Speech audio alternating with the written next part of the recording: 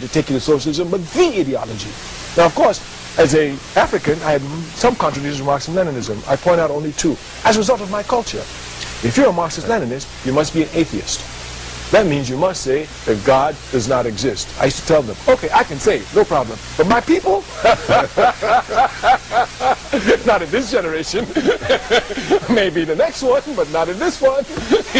For them, God and revolution, religion and revolution is one and the same. Of course, it's an African cultural question versus a European cultural question. Africa has given monotheism to the world, the first sacred book to the world, Judaism to the world, stabilized Christianity for the world, saved Islam for the world. We haven't spoken about African religions now, just the contributions to world religions. Europe never gave any religion to the world. All the universal religions entered from the outside, which means it's out of the culture of Europe herself. That's why they've always had this conflict with religion. I mean, they kill Jews, they kill Christians, they kill Muslims, they kill non-believers at the stake in Europe without the slightest hesitation. It's again because of this cultural problem with religion. But we don't have it in Africa. Religion and revolution has always gone hand in hand. Nat Turner was a righteous preacher. Then Mark Vesey was a righteous preacher. Malcolm X was a righteous Muslim preacher. Martin Luther King was a righteous Christian preacher. Jesse Jackson was a preacher. Minister Louis Farrakhan's a preacher. So if you look very properly, you'll see for us Africans, religion and revolution has never had this dialectical break that it had within the European cultural. So Marxism-Leninism, coming out of the culture of Europe, was trying to impose this upon me. Let me give you one example. Once in Greenwood, Mississippi, when I was doing a program there of protest against the police, we had filled the jails, but there were young kids and the discipline was breaking down. So I had to go into the jail to establish discipline. So I picked some cadre to go with me just to go to jail and made 2 lines to confuse the police. I looked up on the line that I had picked and I see an old woman on the end of it. I went back there and said, "Ma'am, you're on the wrong line." I said, "This line getting arrested." She said, "I know, that's what they told me." I said, "You ain't going to jail." She said, "Yes, I am." I said, "They're brutal in there." She said, "I know, they brutalized my daughter, brutalized my granddaughter, now I must go." I said, "They don't respect age nor sex." She said, "I know." She said, "You worried about me, son?" I said, "Ma'am, I'm very worried about you up in there." "Don't you worry, son. I got a telephone in my bosom. As soon as they touch me, I'm going to call Jesus. He's going to take care of me." What am I going to do with that? Tell her to take the telephone out of bosom? So this has been our struggle. So when we said we were inclumis to race, coming out of African culture, oh wow, did we have trouble with everybody. But we've seen it clearly. This aspect of your ideology must come from your culture. And so we've been able to show that you cannot export revolution, just like you cannot export ideology. It must be homegrown. Everybody has the same objective. We want a socialist system, a system where everybody's treated equally, where there's no rich monopolizing the wealth of the society against the poor. We all want that. But how to get there, our cultures will have to take us there. Now we're running out of time. We've run out of time in this segment, but very quickly, you're then saying that the nations of the diaspora, our diaspora, are better off without the sustenance that they were getting from the Soviets? Precisely, especially in the immaterial aspect, because you can be dependent upon society materially and immaterially. And the worst dependence is the immaterial dependence. Okay, let's take another break. We'll be back with more quiet, low-key, laid-back discussion. The 60s, there were some who admired and respected Dr. King, but then began to drift away from some of his philosophies, specifically on self-defense and nonviolence and whatnot. But they remained in love with him, although they were at war with that particular philosophy. You used to have that problem. And at the same time, there was this feeling about Malcolm X at the same time. Can you sort of give me a recap of your thoughts, if my comments are in any way accurate? Well, they are, except that I didn't have the problem that others had. Listen, because, you know, if you don't know anything about history, you hear the name King, you have to love him. But if you're a student of struggle, like I am, then I'm a no King, so I already got to love him. But I spied King's contradiction since Montgomery. When he started Montgomery, the racists bombed his house. I don't know if you remember this. They almost killed his wife. He was right on the bedroom, but somehow by just the grace of God, they didn't get killed because it wasn't time for him to go, because he went then and really was in trouble for us. So King didn't go. So King came out. You know, those Africans in Montgomery, they were steaming. That's right. And they had meeting and insisted they take a gun and keep a gun in the house. He refused. He said, "No, I'm not violent. It's my principle. I'll not take the gun." You know, they went off. They fought. He refused. They told him, "Okay, you can refuse to keep the gun in your house, so we're going to put some bodyguards around your house." He tried to refuse that. They told him, "No, you ain't going that far with us." And they put bodyguards around his house, and he had to give in to that.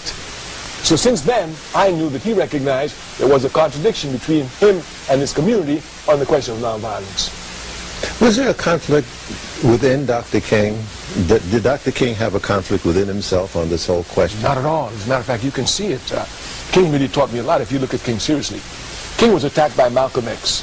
King was attacked by the Honorable Elijah Muhammad. King was attacked by the Student Nonviolent Coordinating Committee. King was attacked by the Congress of Racial Equality. What's the old man? Roy Wilkins attacked him. The Urban League attacked him. But if you will look, King never attacked anyone, or never answered anyone. We all attacked him. We all attacked him when we got mad. He was blocking something. Everybody went after him. Any way you can get him, they went streaming for him. But King, he never responded to any of the attacks. Unlike all of us. Malcolm responded, Snick responded, everybody else responded, but King never responded.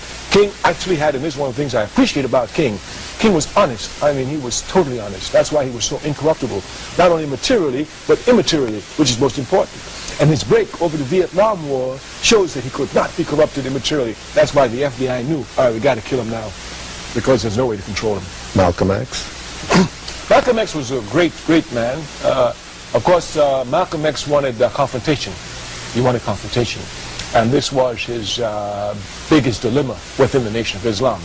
I'm surprised that I read so many discussions about the role of the Nation of Islam in killing Malcolm X and never make proper analysis. You know, this was the biggest confrontation they had. Malcolm was suspended because he wanted confrontation with Kennedy. Let's go get him. Chicken's coming home to roost. The Honorable Elijah Muhammad, given his perspective, his understanding, was correct when he said, we're not ready to confront them just yet. We got to build some more. But Malcolm saw King is talking nonviolence, but he's confronting. The students talking nonviolence, but they're confronting. Everybody's confronting except us. And that was his dilemma inside the Nation of Islam. So once you understand that, and you look, you will see Malcolm X grew by leaps and bounds in his entire life. And that when he left the Nation of Islam was what appeared to be the flourishing, but it was just the bringing together of everything because he knew death was at hand. What have you perceived about the impact that he had in Africa? He met with several African heads of state. What? I remember that John Lewis, our then chairperson of the Student Nonviolent Coordinating Committee, followed Malcolm to Africa. He came right after Malcolm. We sent a delegation, invited incidentally by Stokely Ture to come to Guinea in 1964. That's how long we've been working. And when John Lewis came back, I wanted to hear the report. So I can't remember where he was going to report, but I got in the car that was going there. And what impressed me about the report was he kept saying over and over, everywhere we went, we were judged by Malcolm X. He said, and we couldn't get around admitting the truth of many of his positions. And of course, John Lewis was one of those nonviolent types like Martin Luther King, you know. And when he was pushed on the liberation struggles, he had to bend. I don't think as much as he bended when he went to inspect the troops in the Gulf, even being a nonviolent man, but he did bend a little then. What do you have to say about the Panther Party now in retrospect? There's no true history written of the Panther. Nobody gives the Panther history its right birthplace, which is Lowndes County, Alabama. The political party? The armed party. It was an armed party. It was an armed party. That's what people don't understand. And no place is better than Lowndes County, where they had racist terrorism, and they had those Africans terrorize those racist groups. I thought the Panther Party was formed out of the disappointment of the Democratic National Convention in Atlantic City. Yes, and we came to form it, but it was an armed party for self-defense. Because in Lowndes County, when we entered Lowndes County, our SNCC team, in 1965, there wasn't one registered African voter in Lowndes County. And the county was 87% African. So you can imagine terrorism there, and that was just in between Selma and Montgomery. King had a movement in Montgomery since 1956. And it's the borders Lowndes County didn't touch it. We in SNCC had a Selma project since 1962, rough project. It didn't touch Lowndes County. Matter of fact, people tell you all the time, when they chip through Lowndes County, they chip through. He said, no, we're going to break this one open. So the only way we could break it open was with guns. No other way. The terrorists let us know even before we entered the county. They killed Viola Louisa, and they just made it clear.